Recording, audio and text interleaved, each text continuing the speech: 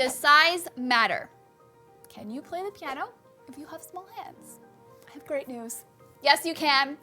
I have little hands and I can play the piano. So I actually get lots of questions. People will say, I really want to learn to play the piano, but I have little hands and I can't reach an octave. Or these chords are really uncomfortable for me to play because I have tiny hands, so should I just give up? And the answer is absolutely not. You can play the piano even if you have small hands. So in this lesson, I'll be looking at some little tricks for how to manage the piano if you have smaller hands so that you can play anything that anybody else can play. And there'll also be some really good tips in here for everyone because I feel like this is closely connected with the concept of tension.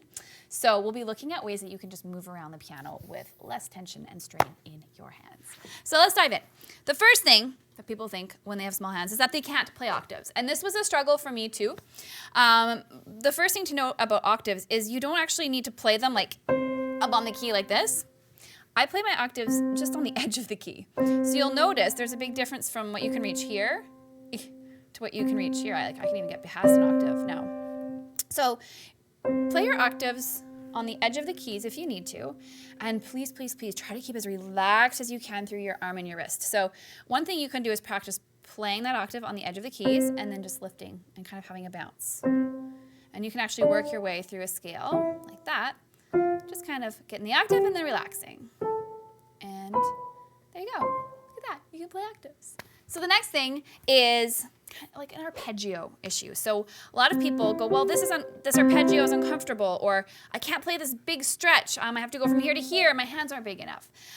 One thing to keep in mind on this issue is that you can let go of the note that you just played. And I think as beginners, we often forget this. So if I'm playing an arpeggio, I'm not going to hang on here because that's going to make getting here tense and difficult. So once I've played this guy, I'm going to play the next note and just release him. Now he's relaxing. And so here I can use my body mechanics a little bit to kind of lead me up to the higher note and back down. And if you find, well, I want it to sound smoother, use the pedal. So keep your eye on the little green thing in the top left of the screen. You can see my pedal's pushed down, it gets filled in, and now it's not pushed down. So watch how I use the pedal. There you go. And that connects everything. And now I've got this beautiful line, and I still have small hands, and I'm not tense, and everything's good. So the next thing is big chords, like sevenths. So these actually don't have to be super tricky because we can use the magic of inversions. This is a C major 7 in root position, and if you have small hands, this might not feel super good. So I use this little trick for my 7th chords is I play a root position triad, so C, E, G, and I'm going to use my 2, my 3, and my 5, so my 1 finger is free, and I'm going to play the note below. Look at that. We have a 7th chord, and that fits beautifully under the hand.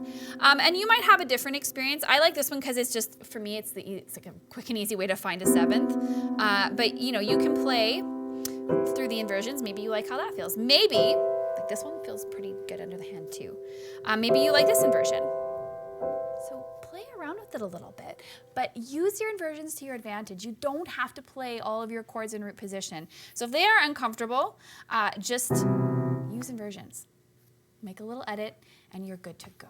And finally, we're going to look at chord extensions. So this is a little bit more of an advanced concept. This is where you might play something like a 9th, which sounds really overwhelming, but they're so beautiful, you don't want to miss out. So let's build an F9. So we need F, A, C, the 7 would be E, and the 9 is G. And even if I skip notes, I cannot play that chord. It feels terrible.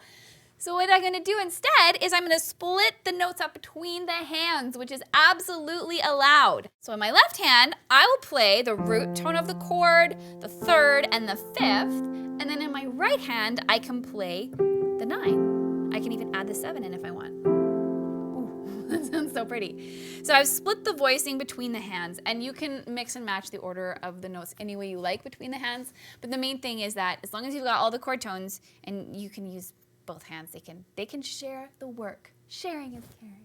So those are my little tips and tricks for playing the piano. If you have smaller hands, use those inversions, split those notes up between the hands, play the octaves on the edges, and make sure you let go of notes as soon as you can. Use the pedal to connect the phrasing if you need to, and you are good to go. So hope these helped. Happy practicing, and we'll see you next time.